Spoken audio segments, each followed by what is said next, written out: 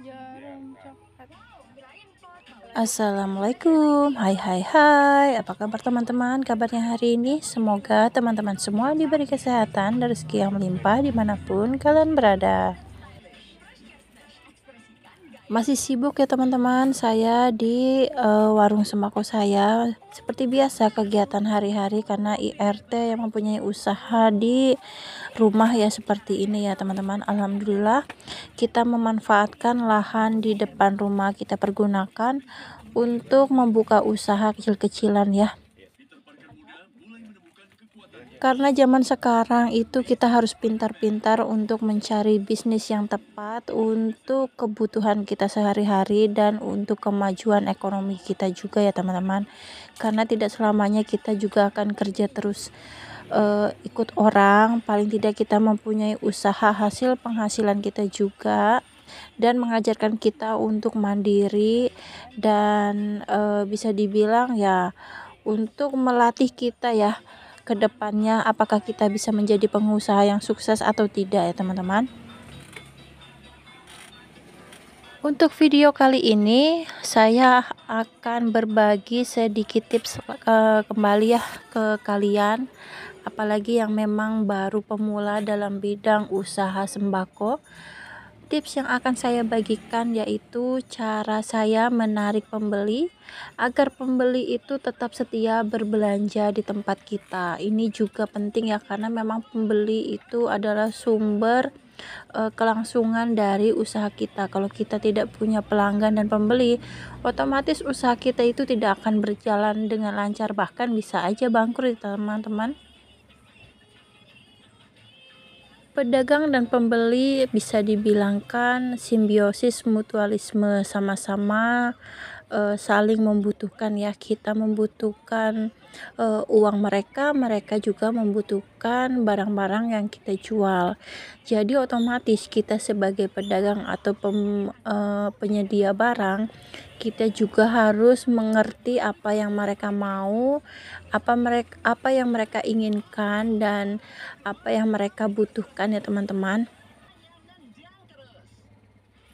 Walaupun terkadang memang ada beberapa oknum pembeli, tidak semuanya ya, beberapa oknum pembeli yang memang terkadang membuat kita jengkel dengan sikap-sikap nyeleneh mereka, tapi itu wajar ya teman-teman karena setiap pembeli atau pelanggan itu mempunyai sifat yang berbeda-beda, jadi kita maklum aja asalkan kita bersikap dengan sopan, dengan baik, kemudian kita melayani mereka dengan baik, dengan ramah, otomatis walaupun kita dijudesin mereka atau mereka bertingkah yang aneh-aneh, itu tidak masalah teman-teman.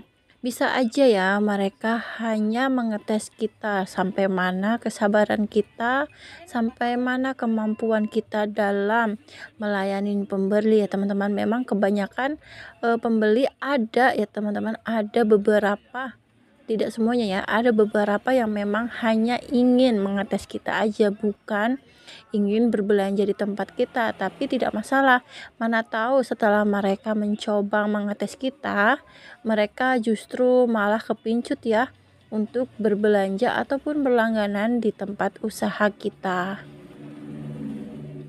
Nah, di sini trik yang akan saya bagikan yang pertama yaitu seperti yang awal saya bilang tadi ya. Kita harus sama-sama mengerti apa yang mereka inginkan dan mereka mau. Nah, tips yang pertama. Jadi, kalau ada pelanggan dan pembeli datang ke tempat kita ya teman-teman, menanyakan beberapa produk yang mungkin memang kita belum punya.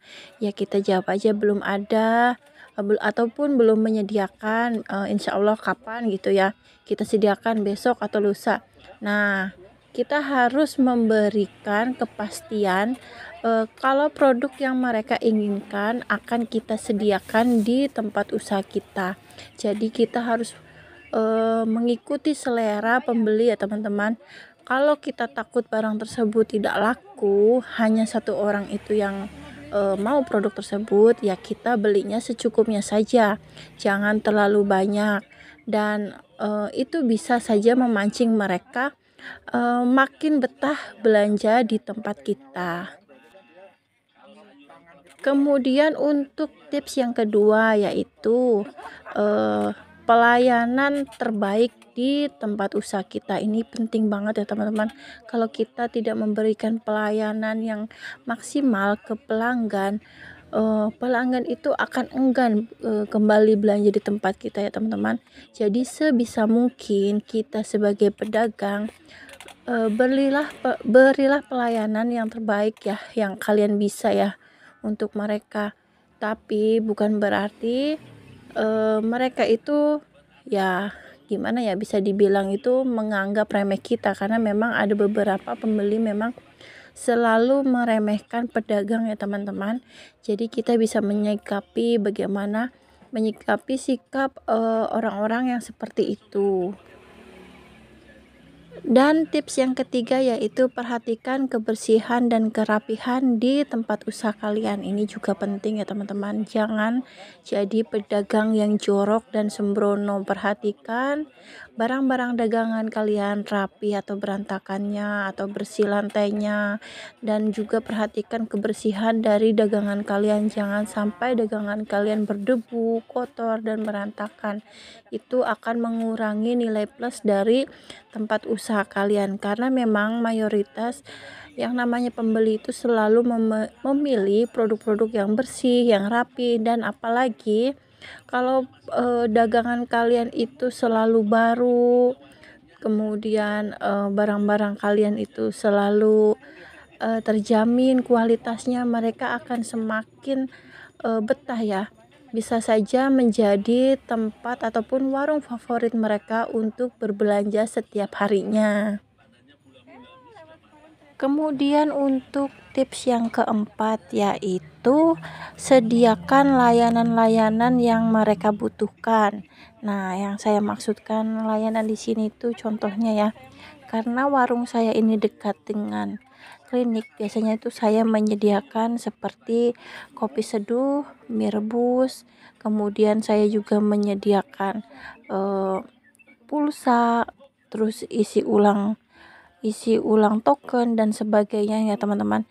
Itu merupakan fasilitas-fasilitas yang bisa mereka butuhkan ya teman-teman. Jadi pelanggan kita itu tidak perlu jauh-jauh mencari tempat lain, karena memang sudah kita sediakan di tempat usaha kita. Jadi sebisa mungkin teman-teman kalian menyediakan fasilitas-fasilitas yang bisa menunjang keberlangsungannya usaha kalian. Dan untuk tips yang selanjutnya yaitu perhatikan kualitas dari produk dagangan kalian. Ini penting juga ya, kualitas dari produk-produk yang kalian jual harus kalian perhatikan, apakah kemasannya rusak, apakah apakah produk yang kalian jual itu masa expirednya masih jauh. Kalian harus perhatikan dan harus rajin-rajin mengecek produk-produk yang kalian jual ya teman-teman. Jadi kalau seumpama kalian masih mempunyai stok banyak dan kalian membeli produk tersebut lagi yang baru, kalau untuk penyusunan menurut saya itu yang stok lama itu kalian susun paling depan, dan yang baru kalian susun paling belakang ya. Kalian cek juga ya stok lama apakah masih layak untuk kalian jual. Jadi kalau kalian jual tidak rugi ya, tidak membuat pelanggan kecewa. Jangan sampai pelanggan membeli produk yang sudah masa expirednya habis ya teman-teman.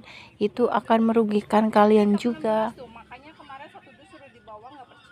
Itulah beberapa tips yang saya terapkan di bisnis warung sembako saya untuk menarik minat pembeli agar tetap belanja di tempat usaha saya.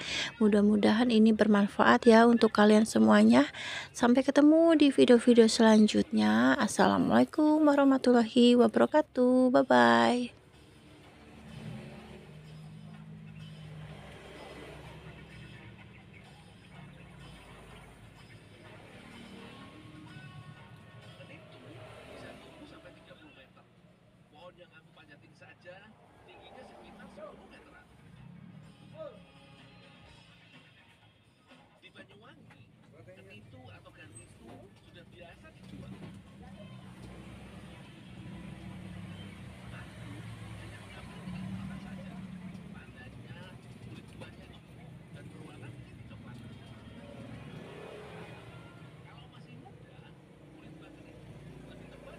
kurang nikmat dimakan.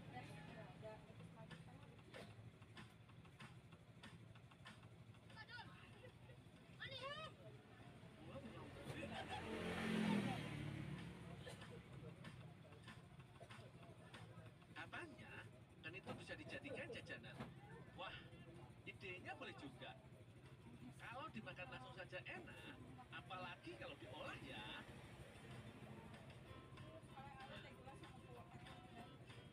Gelas 4. Wah iya.